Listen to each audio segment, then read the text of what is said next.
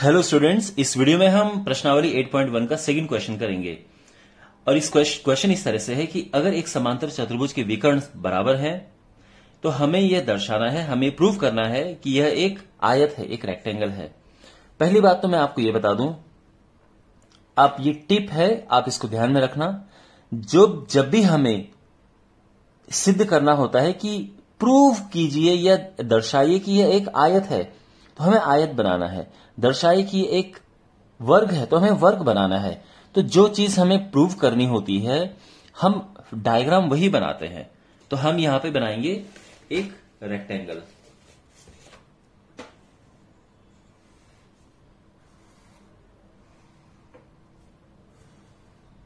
तो ये आयत हमने बना दिया है। और आयत क्यों बनाया? क्योंकि क्वेश्चन में यह है कि हमें प्रूव करना है कि ये एक आयत है, तो आयत की शेप बनाओ। ठीक है। अच्छा, अब उसके बाद देखो आयत होता क्या है। अब हमें आयत प्रूव करना है तो आयत पता भी तो होना चाहिए कि आयत होता क्या है। तो देखो, आयत का जो एक सिंपल डेफिनेशन है कि आयत एक ऐसा समांतर चतुर्भुज होता है जिसका एक कोण 90 अंश हो। यानी एक ऐसा समांतर चतुर्भुज जिसका एक एंगल 90 डिग्री है, वो आयत होता है। तो देखो, अब क्वेश्चन में क्या है, ये दिया है कि ये समांतर चतुर्भुज, ये क्वेश्चन में ही दिया है। तो हमारा ये टेंशन तो खत्म हो गया है। बस हमें ध्यान किस पे देना है कि एक कोण 90 अंश का होना चाहिए। तो ठीक है, करना शुरू करते हैं। तो क्वेश्चन में उन्होंने ये कहा है कि इसकी डायगोनल्स यानी इसके विकर्ण समान हैं, इक्वल हैं। तो हम ये ड्रॉ कर देते हैं और यह दिया है। ठीक है, क्या है दिया हुआ कि AC बराबर है DB के या BD के, जो भी है ये दिया है, तो हम लिख देंगे। अच्छा, और हमें सिद्ध क्या करना है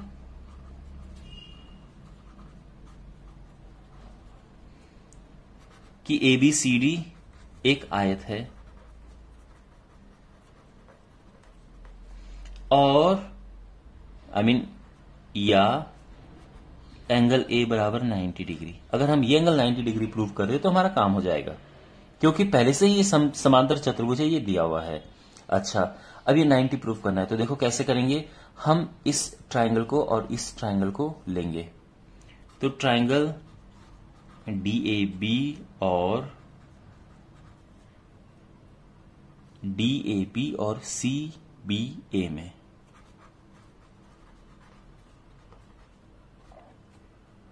यहां पे ये साइड और ये साइड बराबर होंगी। AD बराबर है BC के। अब ऐसा क्यों है? क्योंकि समांतर चतुर्भुज की आमने सामने की भुजाएं बराबर होती हैं।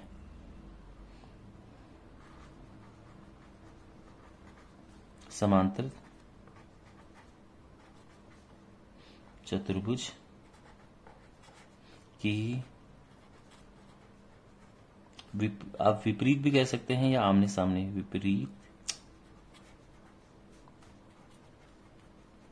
भुजाएं बराबर होती हैं। ठीक है। अच्छा, मैं ध्यान रखना, अगेन इस ट्रायंगल की बात हो रही है और इस ट्रायंगल की बात हो रही है, ये और ये तो बराबर है।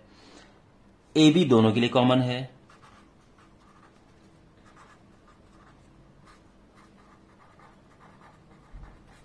ठीक है, और ये बराबर है।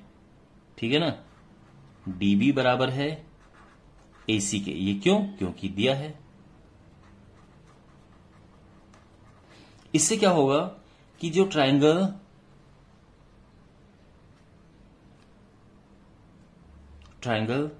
DAB ये कॉन्ग्रुएंट हो जाएगा ट्रायंगल CBA के। किस नियम से? साइड साइड साइड नियम से। आप समझ रहे हैं, ये साइड बराबर, ये साइड कॉमन और ये बराबर, तीनों साइड इसकी तीनों कॉरेस्पॉन्डिंग साइड के बराबर हो गया है।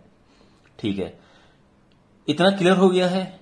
तो अब क्या होगा, इससे एक रिजल्ट निकलेगा वो ये निकलेगा कि जो ये एंगल है और ये एंगल ये आपस में बराबर होंगे, यानी एंगल ए बराबर हो जाएगा एंगल बी। देखो एंगल ए अगर मैं बात कर रहा हूं तो वो पूरा ये एंगल है, एंगल बी ये है, तो इस ट्राइंगल का ये एंगल इस ट्राइंगल के इस एंगल के बराबर है। इसका रीजन क्या है? रीजन सिंपल, आप लिखेंगे सीपीसीटी। ठीक है, सीपीसीटी अगर आपको नहीं पता है, मैंने वीडियो अलग से बना रखा है सीपीसीटी पे। दूसरा ये है कि आप देखो बराबर क्या है, ये और ये बराबर है, ये भुजाएं, तो इसके सामने के कोण भी बराबर होंगे, तो यानी इसके सामने ये एंगल है, इसके सामने ये एंगल, ये बराबर होंगे, तो ये तो बराबर हो गए, पहली बात।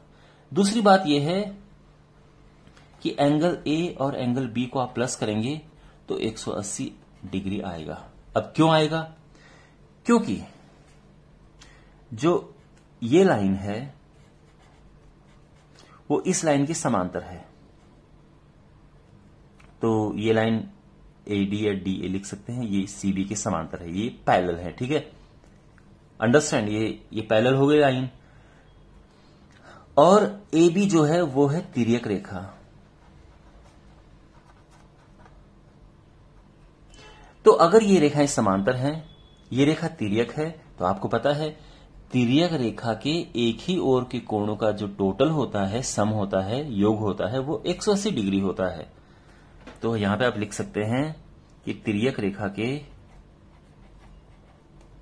देखो जिस तरह से मैं क्वेश्चन करवाता हूं बिल्कुल ऐसे करवाता हूं कि आपको एग्जाम में बिल्कुल आप ऐसे ही लिखें, जिससे कि आपको पूरे नंबर मिले, टीचर एक भी आधा नंबर भी कहीं से काटने की कोई गुंजाइश ना हो।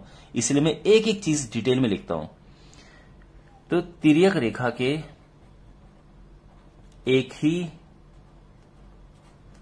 ओर के कोणों का योग 180 डिग्री होता है। ठीक है ना, हो गया। अच्छा, अब यहां पे जो है ए और बी बराबर हैं, तो बी की जगह पे भी आप ए लिख सकते हैं, क्योंकि वो तो इक्वल ही हैं। अंडरस्टैंड। और इससे क्या होगा कि 2 twice of angle A 180 degree आ गया, और यानी एंगल ए आ जाएगा 2 से डिवाइड होगा तो ये 90 डिग्री आ जाएगा। बस, हैंस प्रूव्ड।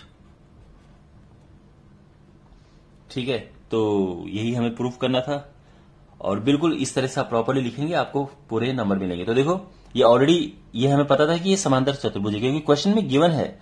बस हमारा काम ये था कि इसको 90 डिग्री प्रूव करना है, और वो हम कर चुके हैं।